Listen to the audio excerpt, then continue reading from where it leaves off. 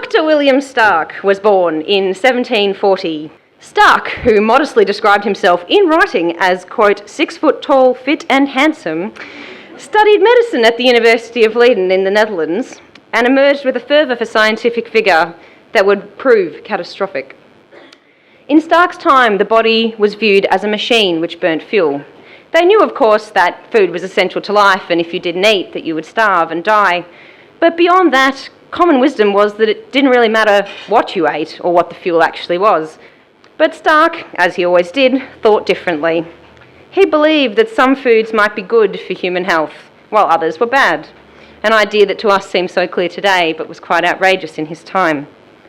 And he wanted to know which of these foods was which.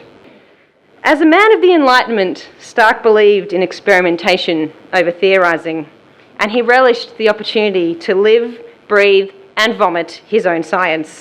So he designed a series of 24 extraordinarily restrictive diets, starting with a diet of only bread and water for 31 days.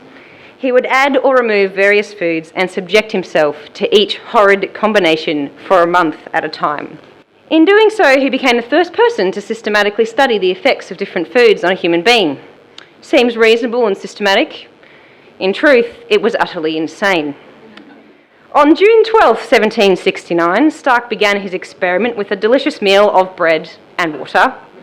He proceeded to eat and drink nothing but these ingredients for 31 days. After 31 days, this once fit, energetic and vibrant, possibly arrogant young man had become listless and depressed, yet he pressed on. In accordance with his strict regime, he added sugar, continuing this new diet for another 31 days. Next was a diet of only bread, milk and water. Then only bread, water and slow-boiled beef. These Spartan diets went on and on. Stark consumed nauseating amounts of single ingredients, at one point eating over 700 grams of pure sugar per day. At another time, he ate a daily dose of over 700 grams of pure animal fat per day. After just 10 weeks, while subsisting on only bread, milk and water, Stark noted the appearance of weeping sores on his body. He wrote, "I now perceive small ulcers on the inside of my cheeks, particularly near a bad tooth in the lower jaw. The gums of the upper jaw are swelled and red and bleed when pressed with a finger." Fatigued and gaunt, he would cry over the slightest disappointment, including the apparent death of a butterfly. 7 months into his experiment, Stark went to see his doctor, Sir John Pringle, who concluded that despite the diet he was on, Stark's problems were clearly caused by too much salt. By this time, he was eating only bread and honey pudding, a sticky pudding that has been described to me as like chewing gum that's been chewed for 4 days straight. The pudding he was eating half a kilo at a time, 3 times a day, and yet he wasted away. He wrote, "I was chilly, sometimes shivering. I was listless and uneasy.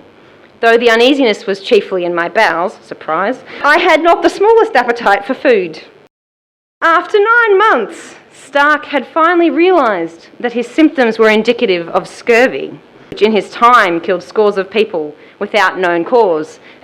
We know now that scurvy results from a lack of vitamin C. Stark looked set to become such a fatality. However, his next diet to start immediately included fruit. This would give his body the vitamin C it desperately needed. But in a tragically uncharacteristic move, he changed his mind, opting instead for a lovely diet of honey puddings and Cheshire cheese. On February 23rd, 1770, 2 days after starting the Cheshire cheese diet, Stark died. He was 29 years old.